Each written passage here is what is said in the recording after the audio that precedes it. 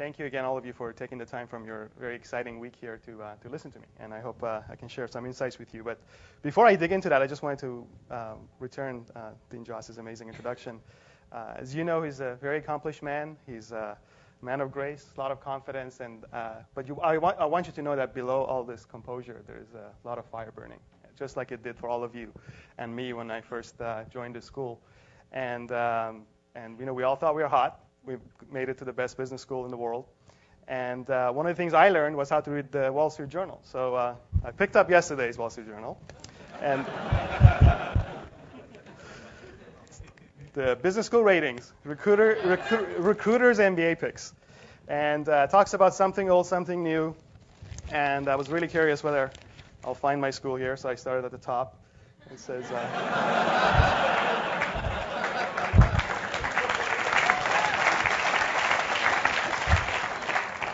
University of Michigan,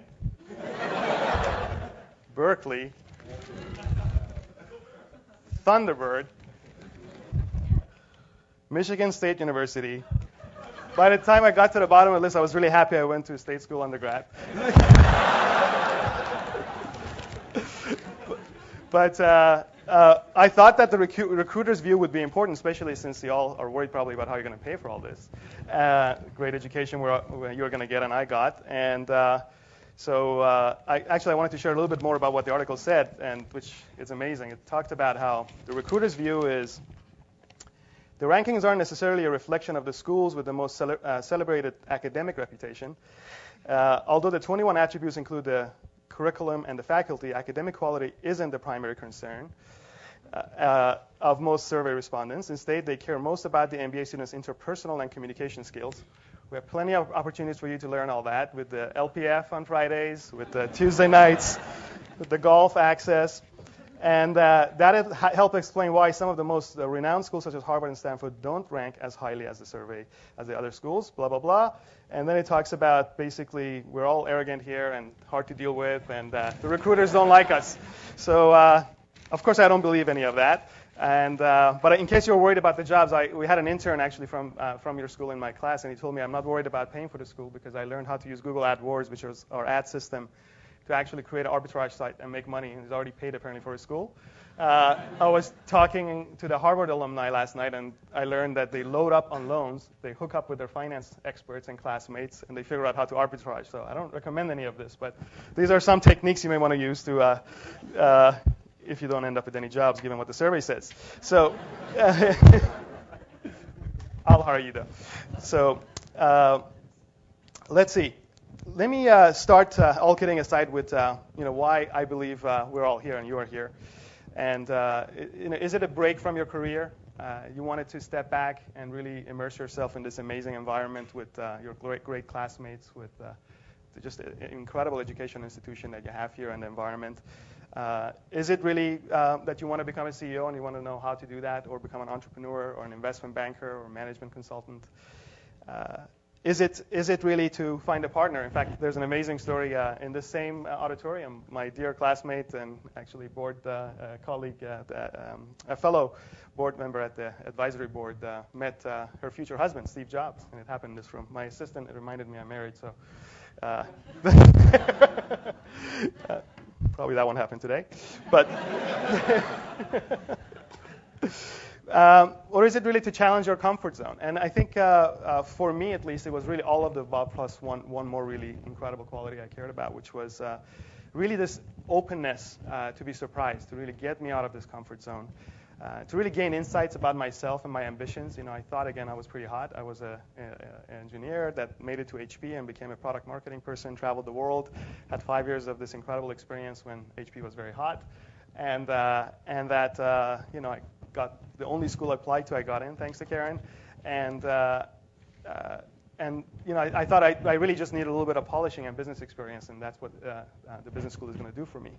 And what it has really done, though, is this amazing portfolio of aha moments. When I look back at my education and I look back at my experience at Stanford, this is what I really recommend you guys focus on. Is that it's not really the specialization or the deep dive in the topics you're going to get. You're going to hear this from everyone. You're going to forget all that. It's really these incredible aha moments and these experiences that you have, not just in the class, It could be a quote from a professor, could be an experience you have with your classmate traveling on one of the incredible projects that becomes available here. A bunch of my classmates went to see the wall fall down. It gives my age away in Eastern Europe. And it is really those moments. And my goal today is really to share some of those that were very personal for me, that not only shaped my experience at Stanford, but really helped me and guided my career in a significant way. And let me start by recalling some of these classroom quotes and classroom moments. One of my favorite classes was a leadership class by John Gardner, who I believe has passed away.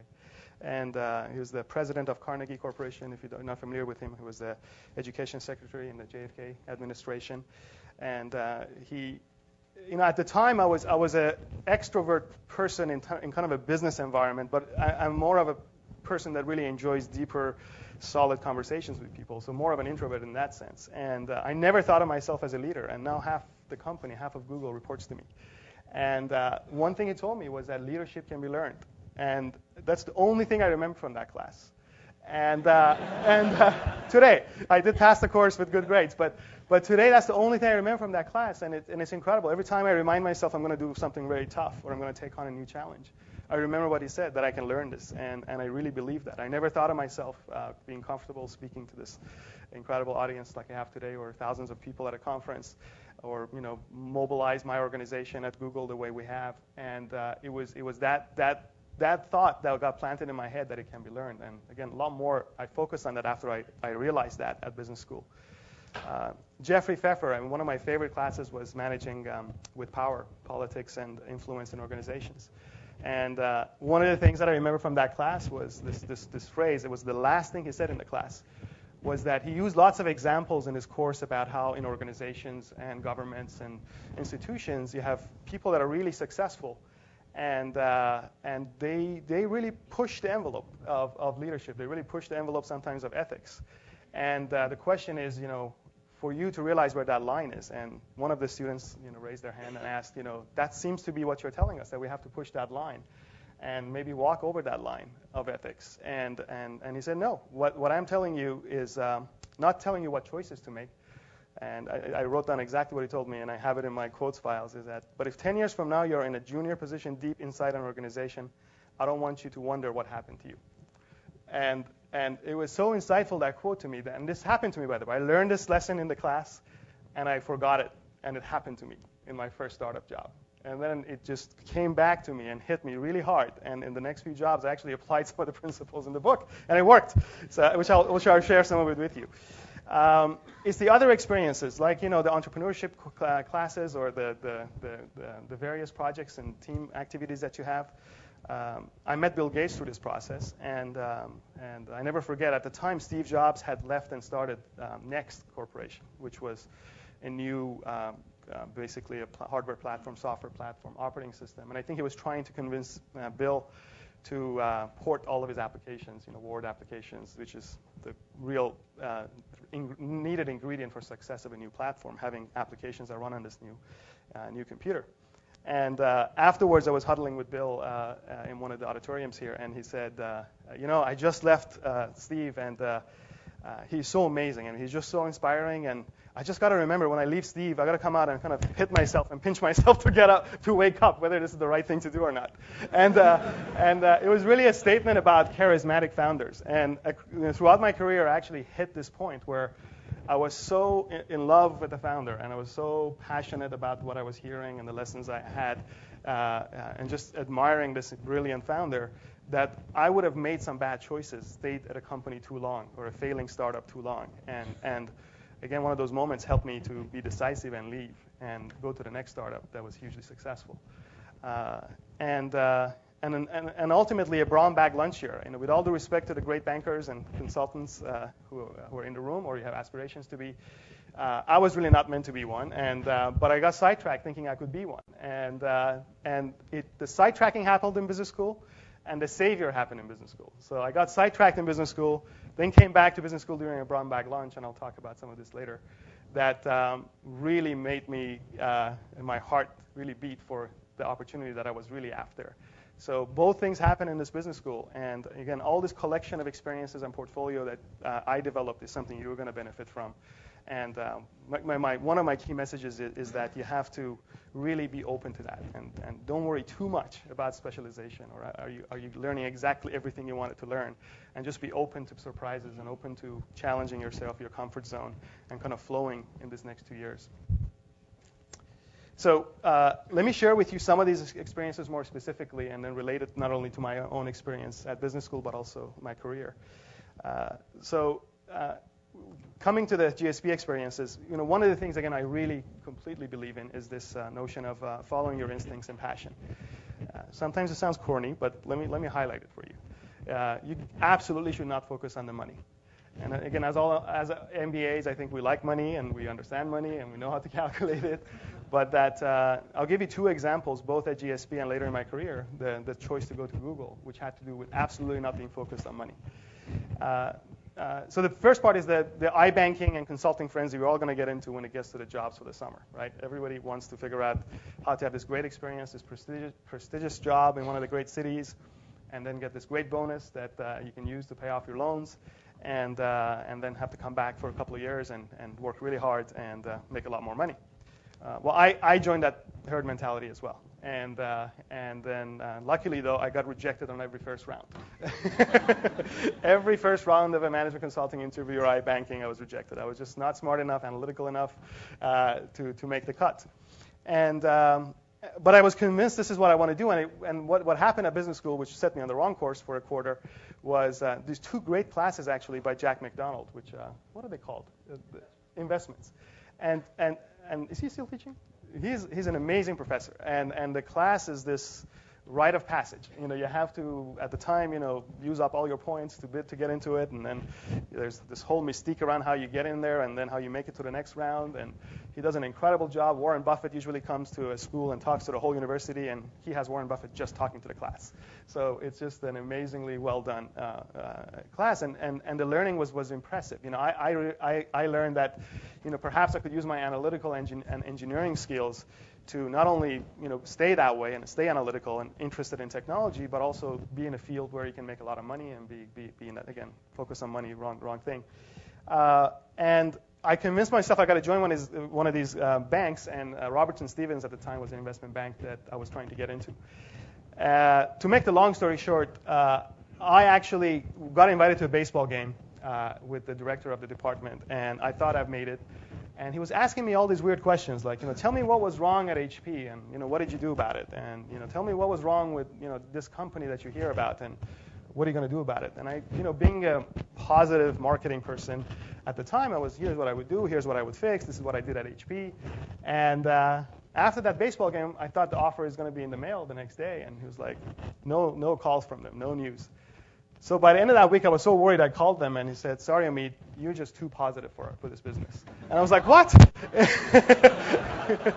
He said, as investment bankers or VCs, perhaps, you need to put the companies down below and have them crawl their way back up. You can't be like that positive that, you did this, that. You're not, again, objective enough, and you're too much of a, biz dev person. Now, it's really interesting, he told me that, and I should have realized then that that's my career, biz dev, being able to sell something.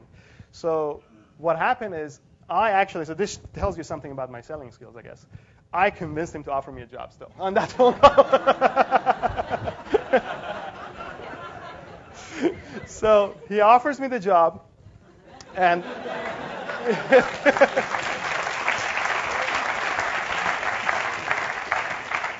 he offers me the job, and I walk back to the campus, and there's this brown bag lunch with this company called Go Corporation, which at the time was a PDA company. This is a precursor to all the devices you have now.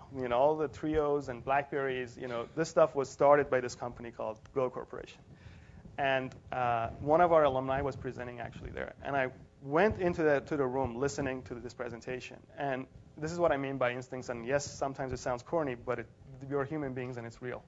I sat there, and just my emotions, my heart was saying, this is what I want to do. This is not the bank. I kind of had this sensation, and you get carried away by it. The money, it was a beautiful building in San Francisco. Robertson Stephens was this beautiful bank in Embarcadero Center, this sexy San Francisco high-rise.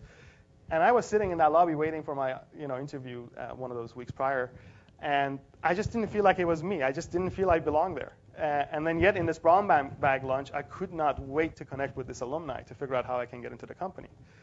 So again, not only Stanford self-corrected for me, this openness to just be there, be aware, be present, but also the alumni helped me because he eventually got me into the company. There's just all these other stories about how I show up and the bankers show up actually to take us public, and then they thought I had accepted the offer of Robertson Stevens, and they realized, no, I'm in this company now. So there are all these hilarious comic situations. But that was the GSP experience. The other one, again, on the non-financial part, I like to emphasize, again, don't focus on the money, focus on your passion, is the Google story. And this also shows you a little bit of the craziness of the bubble that we all faced in the 90s. After I met Sal, and I'll tell you more about the background with Google, but after I met Larry and Sergey and I got my offer and negotiated over 3 weekends with them, then I sat down and did a spreadsheet. And I had this offer to stay at AOL. And that's one thing we learned, by the way, really well here, how to do those spreadsheets well. And but you know what the spreadsheets are, right? It's all the assumptions that matter, and all my assumptions were crazy. So I made these assumptions about, AOL is going to double every year, I assumed. AOL Time Warner. That's going to be very conservative because my Netscape stock went from $15 to $100, split, and went to $100 again. And I said, I'm going to be conservative and just assume that AOL is going to double every year. Now, forget the law of large numbers, right? You learned that here, but the market valuation was probably a couple of tens of billions at the time, and I still assumed it's going to double every year. And that shows you how bad the bubble was. And then with Google, I said, I don't know. It's interesting founders, but very risky. At best, maybe I'll be able to convince them to sell this company to Yahoo for a couple of $100 million. And I never forget this. I have this spreadsheet to this day. Financially, the two offers were a wash, because I had a very low salary at Google and just all this equity and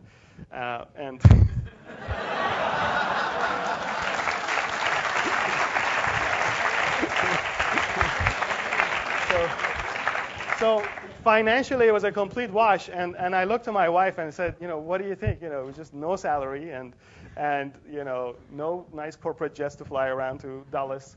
And he said, Amit, you're just a startup person. Your passion is to be in a smaller place, and you're not going to be happy, doing this bigger job in this very complicated organization. And purely, again, based on that instinct and forgetting the financial calculation, I joined Google. And again, it just shows you these decisions are really not about all the math you can do or all the assumptions. A lot of it is about your passion and your gut feel and your instincts. The next big lesson I would say is what I referred to earlier is this portfolio of insights and wisdom, and not being worried about specializing or kind of learning one thing really well at the business school. It's really finding the teachers that you find best, that meet what your learning criteria is and the subjects that really attract you to it. Avoiding, again, subject matter comfort zone. I didn't realize when I would come here that I would leave it the way I did. I thought I'm ready to be a CEO after I left HP, and I was kind of very confident of that. And I entered GSB thinking that, and I left it thinking that. And the first company I got to, Go Corporation, I realized how unprepared I was to be a CEO. And I still am not probably prepared to be a CEO. So again, setting those kinds of objectives for yourself and just being rigid about it is the wrong thing. It's really this portfolio of wisdom and learning that really matters. Specifically, let me give you what this did for me. So I started realizing I have none of the kind of the classic business training because I was an engineer. And I really wanted to learn all that stuff, and financial accounting and cost accounting, and learn the process management stuff. And again, I was bored to death about a lot of those topics. And what my real passion was organizations and building greatness, building companies. And very quickly after I went to some of these organizational behavior classes and management principle classes, creativity classes, I just got completely attracted to that. I'd never actually made it to some of the famous entrepreneurship courses, which is interesting. I ended up being an entrepreneur afterwards. But it was that portfolio of learning that I mentioned earlier, Pfeffer's class on power and politics, all these leadership classes.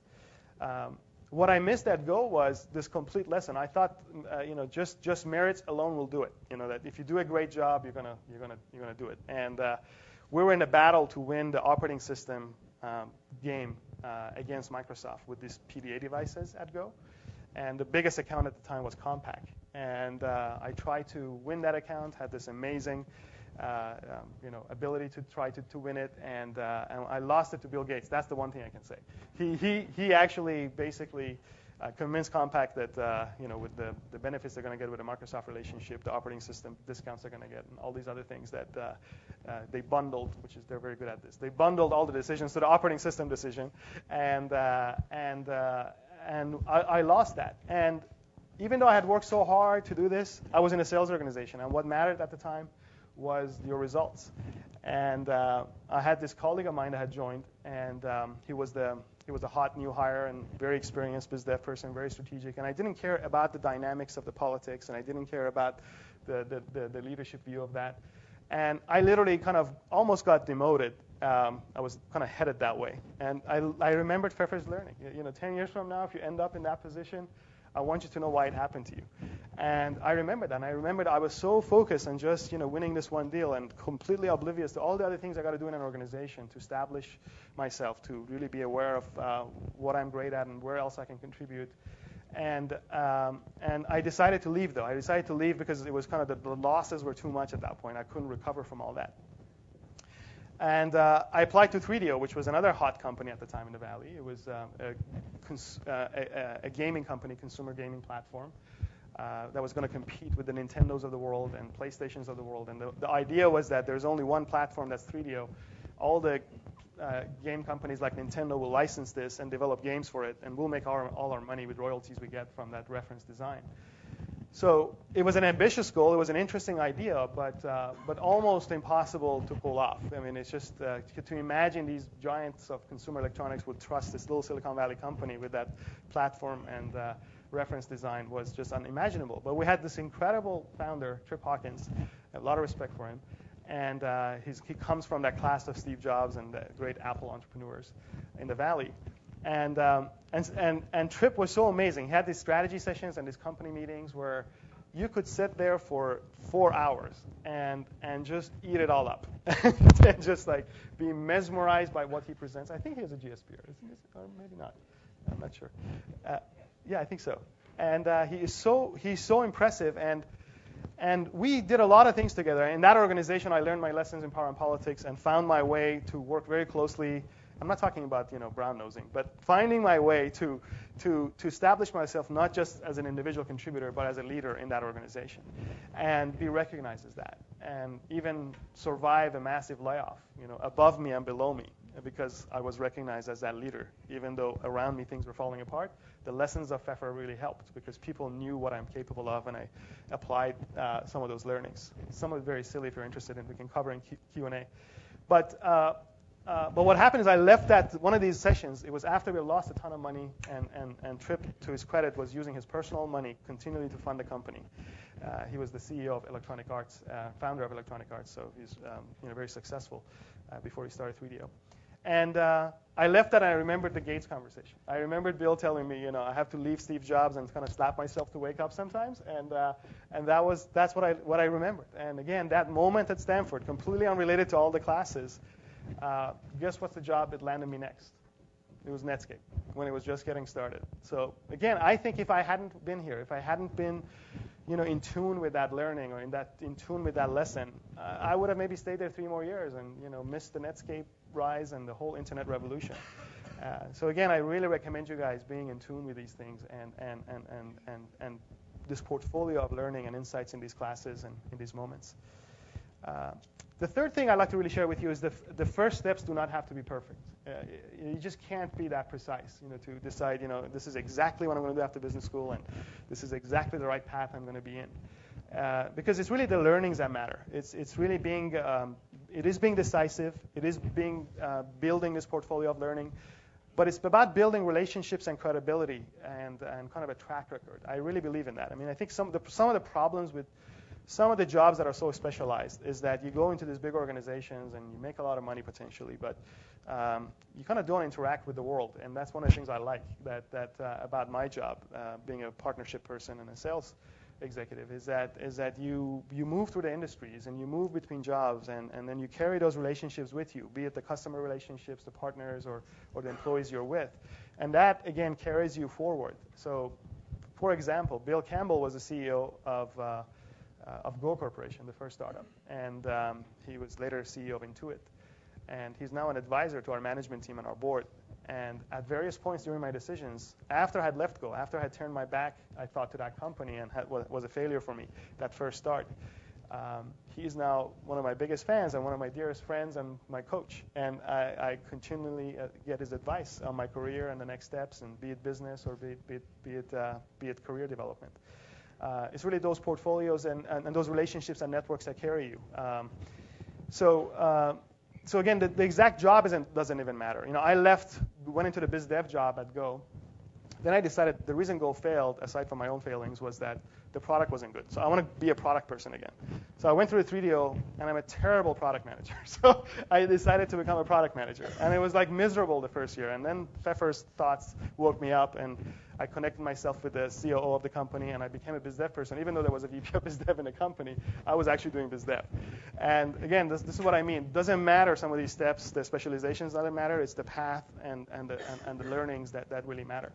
And ultimately, I landed at Netscape as an executive for biz dev, and really kind of then finally felt this is my career and this is what I'm really good at. And then later led to Google relationships. At Google, it's really, for me, was an opportunity to build a company. And I think for all of you who have that ambition, I highly recommend that. In that, Netscape wasn't quite that. By the time I joined, it was 200 people. They had their executive team all built up. And I think as business people, we're actually probably not great at the garage state of a business. Maybe I'm wrong. Some of you may find that appealing. But I wanted to be right after the garage stage. And Google just timing-wise worked out that way for me. But again, it happened because of this network and this relationships. My previous boss at Netscape was very successful after Netscape, and Ram Shriram, he invested in Google as an angel round.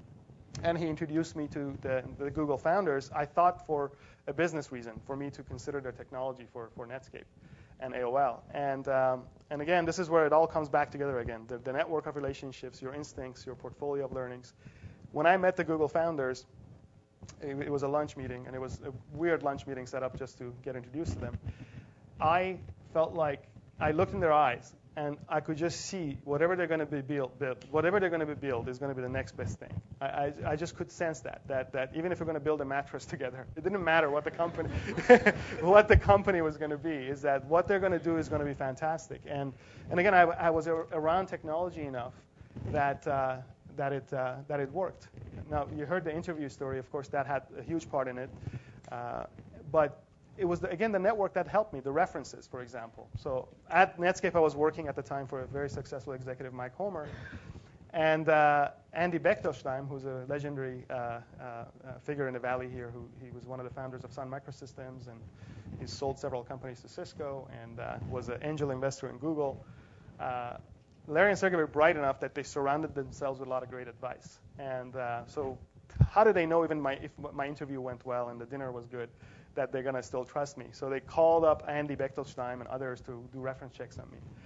So Andy calls me, and again, realize I'm in Netscape, pretty hot company. I'm a pretty successful executive, but it's still, I'm not in the top echelon of the industry. And even though I felt that way. So Andy calls me on my phone and says, the Google guys have asked me to talk to you. And where do you work? I said, Netscape. Who do you work for? Mike Homer. And he said, thank you. And he hung up. I was like, okay. And then I quickly realized what it's all about again. It's that network. So he knew Mike like the back of, like a true friend. So all he needed to do is talk to Mike and not waste another half hour interviewing me for a reference check. So it was really, again, this legacy of relationships, of being a solid business person, and even though you leave these companies and you may turn your back to some of those colleagues, you do it with confidence, but you do it in a nice way for the right reasons, and that portfolio of relationships come back to help you. Every relationship I've established at Google started with a bunch of these relationships coming together. So my first hire was Joan Braddock, one of the most successful executives at Google, and she was my colleague at Netscape. And by the way, I'm very happy to see the numbers on women increasing at the Stanford Business School. A lot of my success at Google is thanks to incredible talent of women in my organization, and half of my organization is women, and it's about 4,000 people. So. Thank you.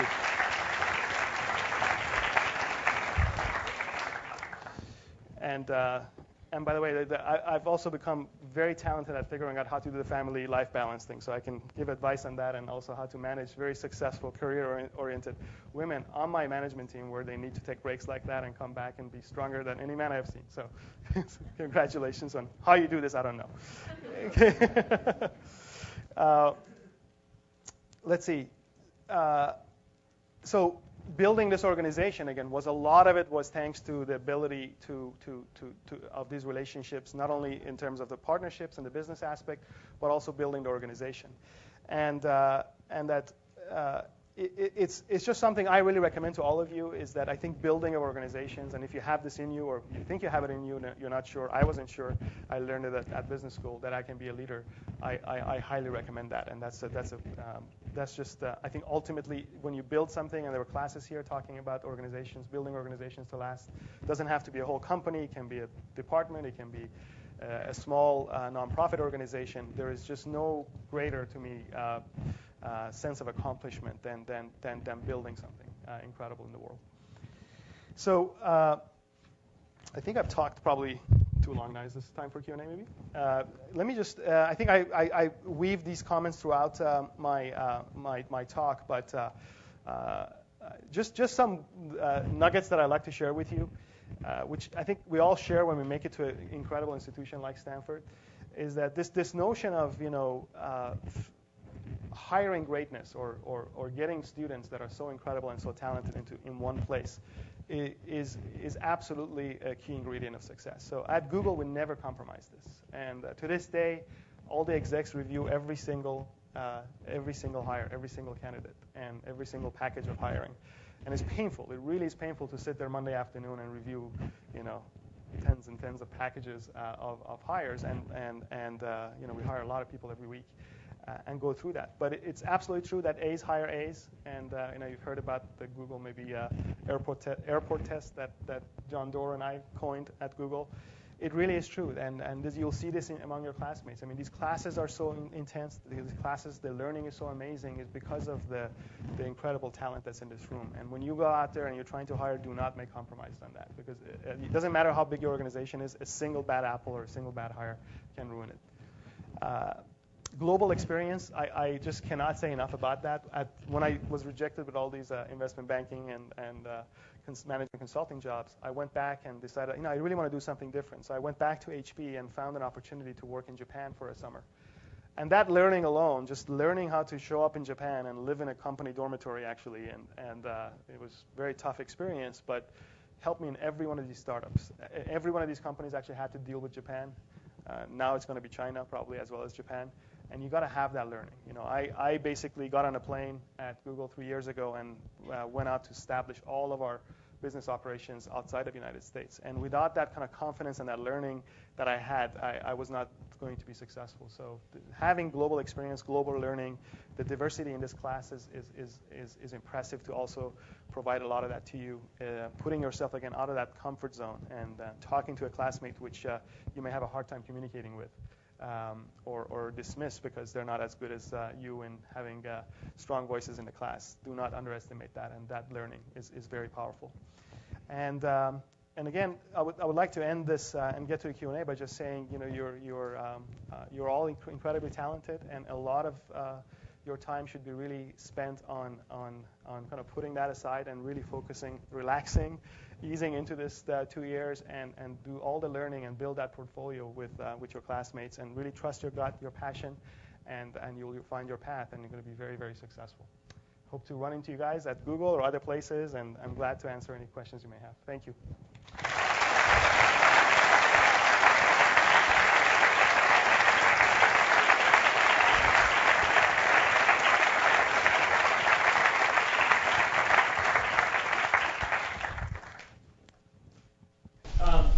Can you talk a bit more about your experience at 3DO? Because that seems like a really transformational moment, and how you managed to restart navigating the company and get.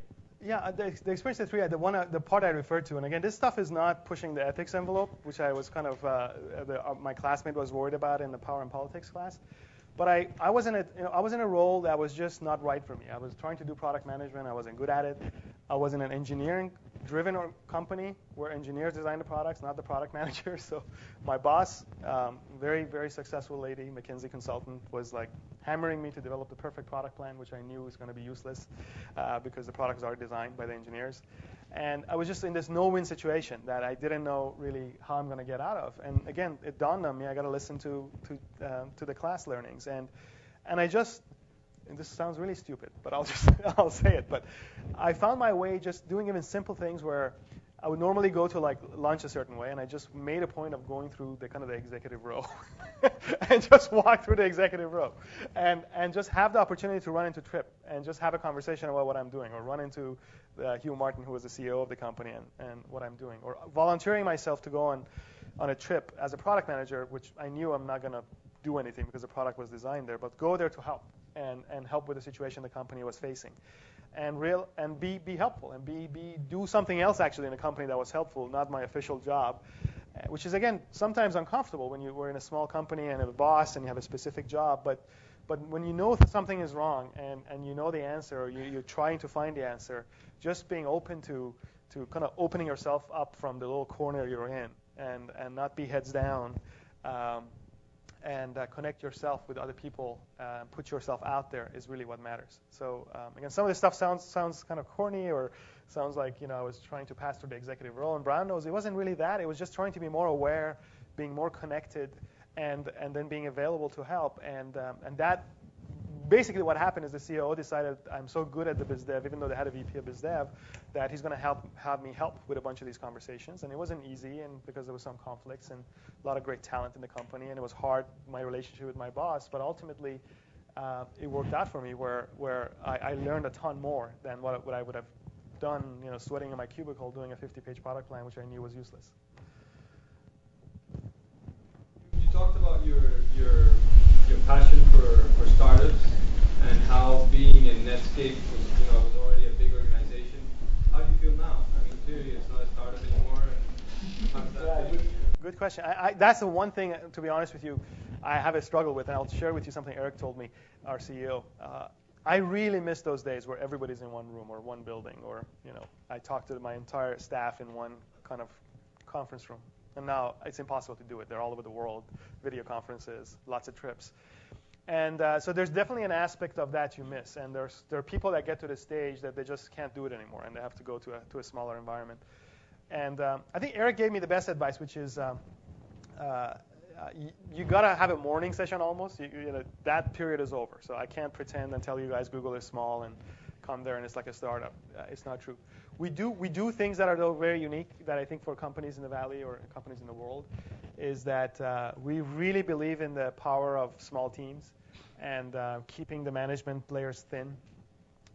Eric literally counts when we get to promotions, how many directors do we have in the company, how many VPs do we have, the ratios based on the employees. And to become a director or a VP at Google is like it's just this incredible title and accomplishment to achieve. But keeping the team small, keeping the company nimble, keeping it innovative, the 70-20-10 model, which you may have heard about, where 70% of our focus is on our core business, 20% is adjacent areas, and 10% is just wild, anything goes, ideas and experimentations that we do. I mean, those kinds of things make this culture really still vibrant. So our goal is to keep Google this very nimble but large organization that's growing, and we'll see how successful we can be at it. But there's a definite distinction where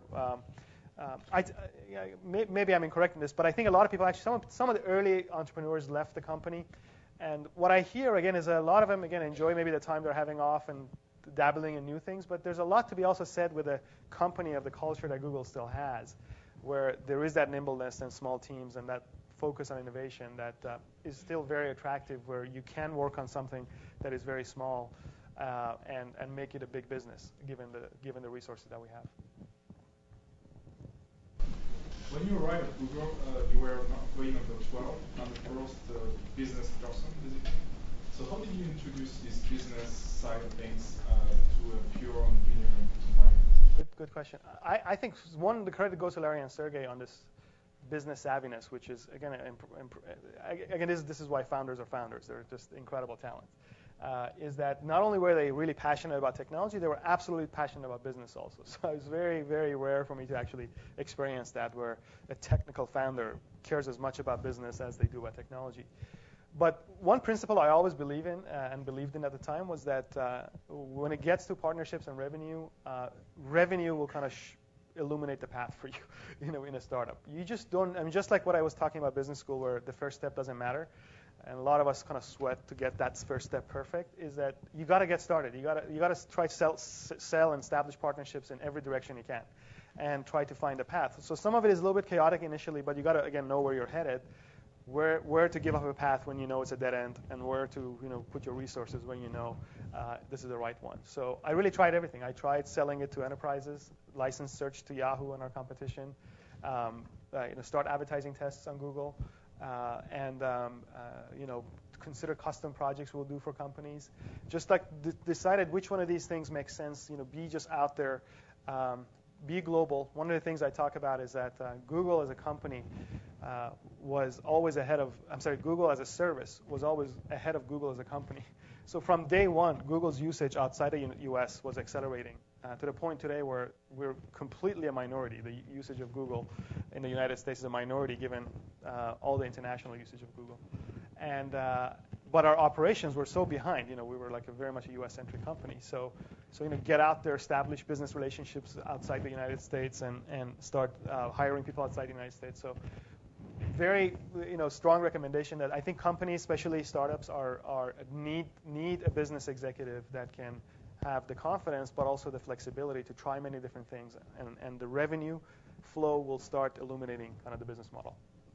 I gave a talk in Tokyo about a week and a half ago, and we talked about how one of the ways to look at what's happening in the world today is this partial attentions, that we all have partial attentions now. There's no more focus. I hear now in business school, I guess people have laptops with wireless access.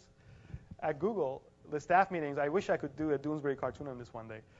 In the staff meetings, I know a Googler here in the audience that has laptops. Everybody has laptops open, and it was to me still so insulting. But every time I argue with Larry and Sergey, they say, "Look, it's the job of the presenter to make the content interesting. Otherwise, I'd rather do my email." So it's a brutal environment we live in now, and this partial attention. By the way, from a business perspective, partial attention creates a scarcity. Just like when something is scarce, it's more valuable, and that's why our model is so successful now. Targeted advertising to capture you when you are paying attention and be valuable to you has a lot of value, and that's what the foundation of really our business model is today. So to answer your question, I try to read as much as I can, but as quickly as I can. So what happens is I don't read the full article anymore. I'll open to end. I use the net a lot to search. Google News I love, and but it's all out there now, which is amazing. And to me, the power of searching and news is very, very, very strong now. Do you want another one in the back?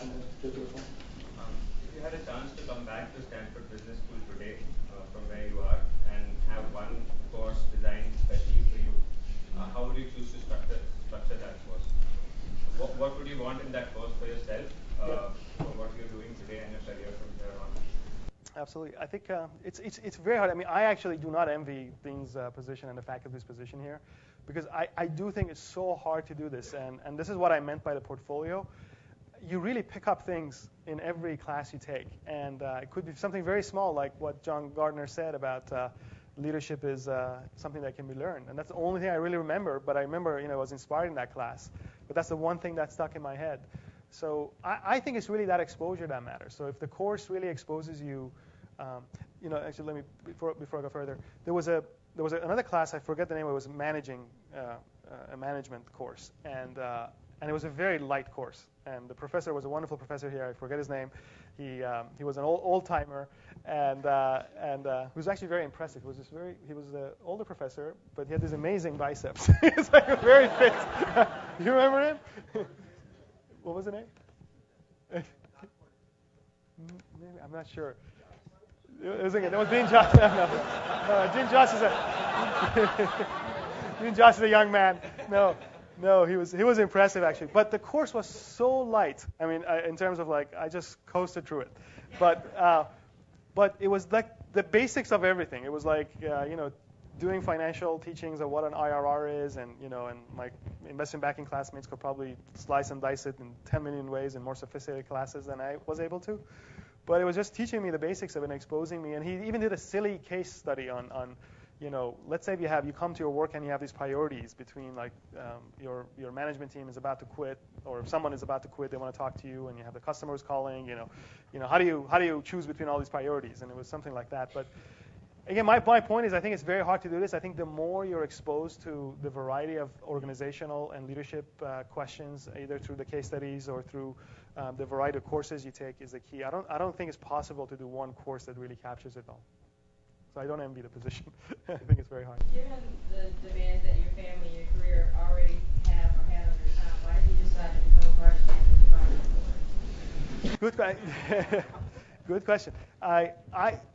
One of the things that actually I think is lacking from when I look at my accomplishments on bio is I've been terrible at just doing extracurricular stuff. And I'm, again, thanks to Karen who accepted me, because compared to I think what you guys have to go through now and the kinds of things you have to go through, or my children probably have to go through to be not just the perfect violinist, but also been on an Asian shipping service and caught whales and hopefully not to kill, to save, but like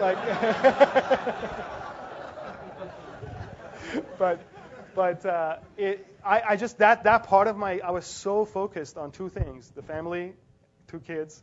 My son was born the month I joined Google, and then these startups in my career, that I literally just refused to do anything, any boards, any philanthropic stuff. And again, my wife thankfully did a lot more of that. And today this is one of my biggest challenges. In fact, the day I came to the advisory board, it was miserable. I mean, I felt really embarrassed because I came in late and had to go out, take calls, but I got to become better at that. I have to be able to, because I learn a lot through sessions like this. I learn a lot through an advisory committee and hearing the challenges of the business school and changing the curriculum, building the new building. I'm not supposed to say that, I know, because it's going to be nice. You can come back and visit it. But it's I think it's important to do that. It really is. And for those of you who can manage that, all the power to you. I just needed to kind of put the energy all behind the career and the family. And I guess the message is also you can be successful. I mean, you don't have to do everything at the same time. Given the demands on our careers and our lives, it is doing what's important to you and what really matters, and eventually you'll be able to come back and do more. That's one of the advice I'm getting today, which is one of the other things I'm doing today this afternoon is how can I be more helpful to the school, both from my involvement financially, other ways I could help. And the first thing you want to do is jump and do something. Like, thankfully I'm in a position that I can write a check if I want to. I can just do this. But I felt like I need to know more. I need to kind of not be rushed to do this and really understand how to do it. And again, my advice is just get started. I fall in this pattern sometimes where I have to figure out the perfect next step, but it's really just getting started. And I think maybe to end on this note, you guys have definitely picked the right place to start. So, but the rest is up to you. Thank you.